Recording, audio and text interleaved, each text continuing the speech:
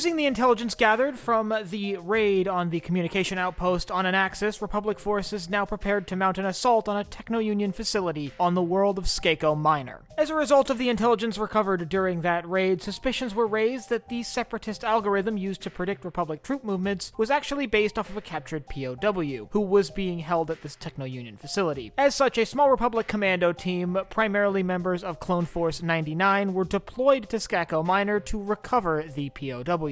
Well, the raid on the Techno Union facility was ultimately successful, having successfully recovered Echo from the custody of separatist-allied Techno Union forces. They were forced to withdraw to a nearby village, occupied by the local native species, the Poletecs. Seeking to recover the lost asset that the captured clone trooper represented, the Techno Union began preparing an assault to attempt to regain control of their POW. Meanwhile, the Republic forces that had now linked up with the Poletecs began explaining their situation to the natives and quickly mustered a fighting force to fend off a coming Techno Union assault. The objectives of the Poletecs, and by extension the Republic, during the coming engagement would be to defend their home against a massive Techno Union assault and just survive the onslaught of battle droids. Meanwhile, the Techno Union sought to wipe out the Republic raiding party, and if necessary, the local Poletec population, and regain control of their asset, the escaped clone POW. Anticipating a Techno Union assault, all of the village's warriors were moved out of the village to the nearby hills, overlooking the small settlement. So when a number of Techno Union D1 series battle droids, a airborne variant of the B2, arrived on scene, they found the village essentially abandoned. These droids were quickly able to swarm the village, however found no sign of the villagers or the Republic forces. However, with the Techno Union now having occupied the village, the order was given by Anakin Skywalker, who was leading the Republic raiding party, to begin their counterattack. A large boulder was rolled down a nearby hillside into the village, causing mayhem among the occupying droid forces, while a large infantry force, primarily consisting of Poletec warriors, charged down the hills and into the village, quickly engaging the battle droids there in hand-to-hand combat. The Republic Special Forces present also joined in this engagement, with everyone except for their dedicated sniper advancing down the hill and into the Poletec village, engaging the droids in close-range combat. The fighting quickly became chaotic, while both forces intermingled, fighting one another in mostly hand-to-hand engagements. However, the advantage quickly began shifting in favor of the Poletec and Republic forces, as they began to slowly overwhelm the still technologically superior droid troops. It's around this time, however, that a second wave of Techno Union forces arrived on the battlefield. Most notably, 2 Octoptera Magna Tri-droids and a whole new wave of D1 series battle droids. The 2 Tri-droids dropped themselves on either side of the village on flanking ridges overlooking the settlement and began advancing down into the settlement from both sides, while the battle droids landed around both of the Tri-droids and supported them on foot. This created a fairly large pincer movement where the 2 elements of Techno Union troops were advancing towards the city center, forcing the Republic and Poletec forces into a tight space around the center of the village. With the arrival of this larger Techno Union force, the battle quickly shifted in favor of the Techno Union, pushing the Poletec forces nearly to the breaking point as they advanced towards the center of the village. However, the Republic infiltration team had different ideas and quickly began carrying out some unusual tactics to attempt to disable the large Tri-droids. Meanwhile, the Poletec warriors on the ground focused on engaging the D1 battle droids that were advancing alongside the large walkers. Thanks to some rather unique maneuvers carried out by the forces of Clone Force 99 and Anakin Skywalker, both of the Tri-droids were ultimately destroyed, one falling into the other. With the destruction of the 2 Tri-droids, the Techno Union forces that had remained in the area withdrew from the engagement, seeing their forces overwhelmed.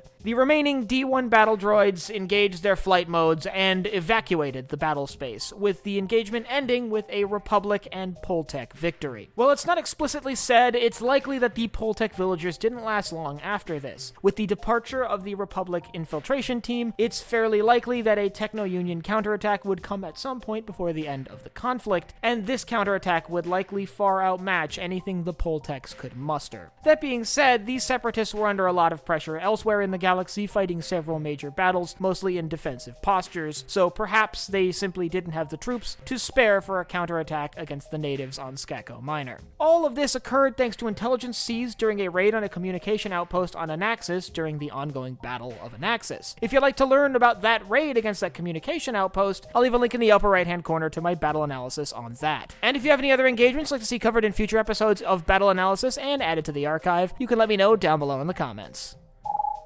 Last but not least, if you enjoyed this video, head down below, hit the like button, the subscribe button, and the bell icon so you get notified when I upload new videos. So for Sci-Fi Deep Dive, I'm Colin, and I will see you next time.